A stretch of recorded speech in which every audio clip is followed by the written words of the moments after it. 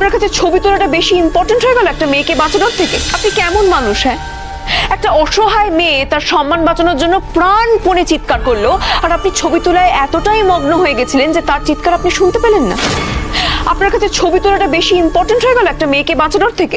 আশ্চর্য, এই ধরনের এলিগেশনের কোনো মানেই হয় না। চিৎকার হলে তো চিৎকার শোনার প্রশ্ন আসবে। নাইট বার্ডের ছবি তুলতে অসম্ভব মনোসংযোগের প্রয়োজন হয়।